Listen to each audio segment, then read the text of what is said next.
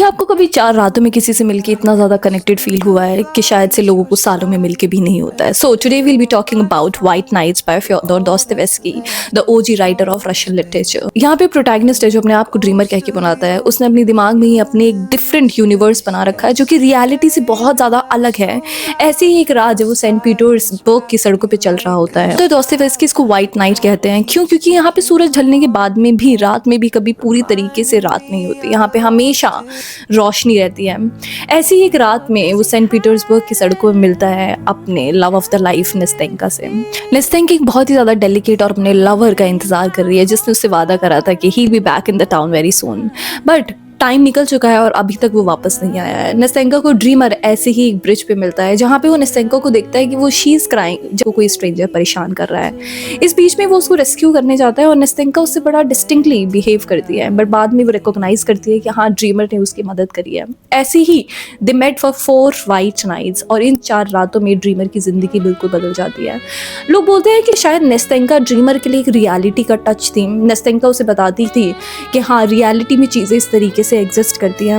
इन 4 रातों की कॉन्वर्जेशन में ड्रीमर को बहुत ज़्यादा प्यार हो जाता है नेस्तेंका से। तभी नेस्तेंका उसे बताती है कि वो अपने लवर का वेट कर रही है, अपने लवर का इंतजार कर रही है। अब यहाँ पे ड्रीमर बहुत ज़्यादा शैटर्ड हो जाता है, बट ड्रीमर ने कभी एक्सपेक्ट नहीं करा था कि नेस्तेंका से कि वो इन रिटर्न उसको कुछ वापस करे। क्यों? उसका love is the pure definition of one sided love. उसको पता था कि नेस्तेंका की खुशी में ही उसकी खुशी थी। मे बी डीप डाउन उसको थोड़ा बहुत जेलिसी फील हुई होगी, but through out the novel you won't feel the jealousy until the end. Dreamer बहुत ट्राई भी करता है नेस्तेंका को और उसके लवर को मिलाने के लिए, पर शायद वो डीप डाउन सोचता भी हुआ कि हाँ, वो दोनों कभी ना मिले। ऐसी एक रात में जब ड्रीमर अपने प्यार का इजहार नेस्तेंका से कर देता है कि हाँ, शायद से मुझे तुमसे बहुत ज़्यादा प्यार है, नेस्तेंका भी डबल माइंड में आ जाती है। वो भी सोचती है कि व्हाट इफ मेरा बिलव्ड कभी वापस नहीं आएगा और मुझे ड्रीमर जैसा इंसान शायद ही कभी मिल पाएगा जो सिर्फ मेरे ही बारे में, मेरी खुशी के बारे में ज़्यादा सोचता है। बट इतने में ही जब सारी चीज़ें सॉर्ट हो रही थी, अचानक से पेवमेंट में नेस्तेंका को एक आवाज़ आती है नेस्तेंका, और वो जब पीछे मुड़ के देखती है तो वो उसका लवर था।